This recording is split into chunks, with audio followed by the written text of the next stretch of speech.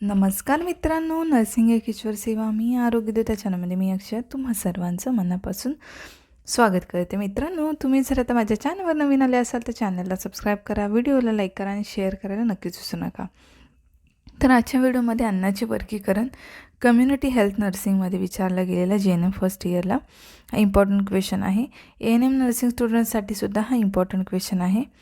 तर आजच्या व्हिडिओमध्ये आपण अन्नाचे वर्गीकरण बघणार आहोत. चॅनलवर नवीन आले असेल तर चॅनलला सबस्क्राईब करायला नक्कीच विसरायचं नाही आहे.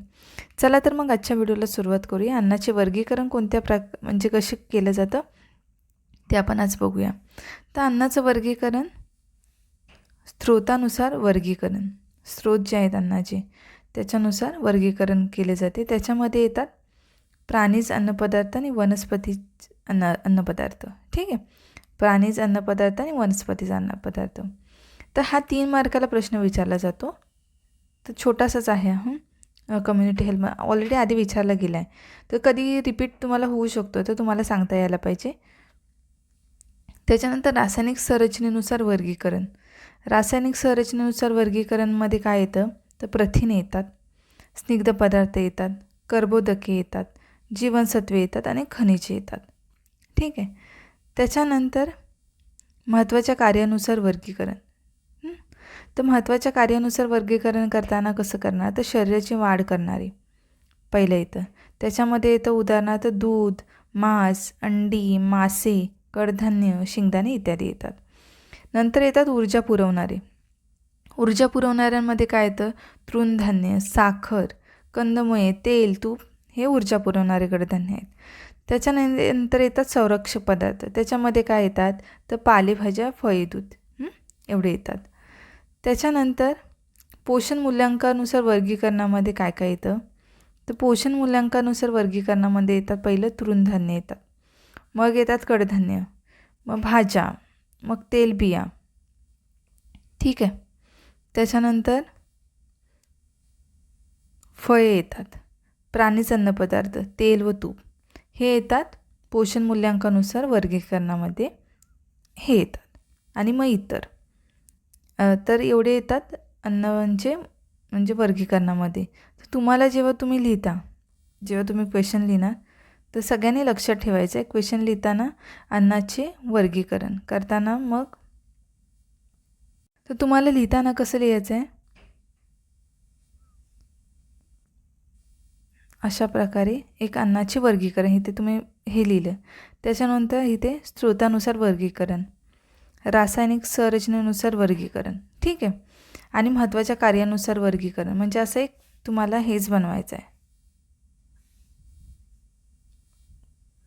अन्नाचे वर्गीकरण. त्याच्यामध्ये हे सगळं लिहायचं. इथे एक मुद्दा, दुसरा मुद्दा, तिसरा मुद्दा आणि चार ऑप्शन असेल तर 4 लिहायचे असे. ठीक आहे. ती लिहिल्यानंतर आता आपण पहिला स्रोतानुसार वर्गीकरण लिहिलं. आम्ही क्वेश्चन पेपरमध्ये कसं लिहायचं ते सांगते.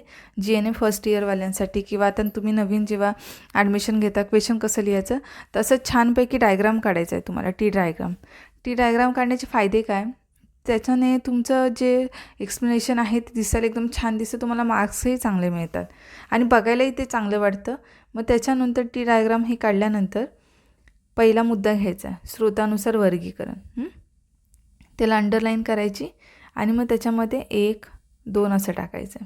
ठीक आहे. त्याच्यानंतर आता हे रासायनिक संरचनेनुसार वर्गीकरण त्याला अंडरलाईन करायची, एकच सिंगल केली तरी चालते, 2 डॉट करायचे आणि त्याचं हे खाली एक्सप्लेनेशन द्यायचं. ते बघायला छान वाटतं. त्याच्यानंतर महत्त्वाच्या कार्यानुसार कारण JNM फर्स्ट इयरवाले स्टुडंटसाठी एक सूचना आहे. तुम्हाला 3 तासाचा वेळ असतो एक्झामसाठी. 3 तास कसे जातात ते तुम्हाला कळणार नाही आहेत. त्याच्यामुळे तुम्हाला खूप पटापट लिहायचं आहे. तर त्याची प्रॅक्टिस आहे, तुम्हाला नंतर कळेल की मी आता का सांगते. तर ते नंतर इतकं फास्ट लिहायचं असतं की तुम्हाला वेळ कमी पडतो. 5 मार्काचा प्रश्न जवळजवळ तुम्हाला 2 ते 2.5 पेज लिहायचा असतो. मग 15 मार्काचा प्रश्नाचा विचार करा तुम्हाला कसा लिहावा लागेल. तर त्याच्या हिशोबाने 3 तास तुम्हाला कमी पडतात. तर प्रॅक्टिस आताच करा म्हणजे तुम्हाला कठीण नाही जाणार. आता हा तिसरा आहे, त्याला अंडरलाईन करायची. त्याच्यामध्ये हा पहिला मुद्दा, त्याला डॉट करायचं, मग त्याचे एक्सप्लेनेशन पुढे द्यायचं. हा दुसरा, असं करत न्यायचं आहे. अशा प्रकारे छानपैकी ह्याचं जे आहे ते एक्सप्लेनेशन द्यायचं, म्हणजे तुम्हाला मार्क्स चांगले पडतात. ठीक आहे. आता तुम्हाला ॲनाटॉमीमध्ये रिलेटेड एखादा क्वेश्चन आला, तर त्याच्यामध्ये 2 मार्क, एखादा मार्क डायग्रामला जातो, 2 मार्क डायग्रामला जातात. कधी-कधी असं असतं बघा, ह्याची आकृती काढून, म्हणजे डोळ्याची सुबक आकृती काढून त्याला नावे द्या. ती 5 मार्कालाच विचारलं जातं. मग त्याचे नावं द्यायचे आहेत. छानपैकी डोळ्याचा जो डायग्राम आहे ते काढायचा आहे आणि त्याला छानपैकी नावं द्यायची आहेत. कधी-कधी किडनीची रचना काढून त्याला योग्य नावं अवयवांना नावं द्या. ठीक आहे. आणि थोडक्यात माहिती लिहायची असेल तर तुम्हाला लिहायची आहे. किंवा जठराबद्दल जठर एवढंच जर टीप आली, हां, जठर किंवा म्हणजे स्टमकबद्दल टीप आली तर त्याच्यामध्ये डायग्राम येतं. मग त्याचे कुठे जठर असतो, त्याचं स्थान, लांबी वगैरे हे सगळं तुम्हाला लिहायचं आहे. त्याचं कार्य, हे फंक्शन लिहायचे आहेत. त्याच्यामध्ये सगळं येतं. तर ते 5 मार्काला. मग ते 2 ते 2.5 पेज होऊन जातं. पण 15 मार्काचे क्वेश्चन असतात, खूप लिहावं लागतं. मग आपण पहिले लिहिताना कसं करायचं, तुम्हाला फटाफट स्पीड ठेवायचा आहे, पण डायग्राम किंवा टी डायग्राम काढले तर तुम्हाला चांगले मार्क्स मिळतात. हे लक्षात ठेवायचं आहे. तर आत्तापासूनच सवय करून घ्या ती काढायला.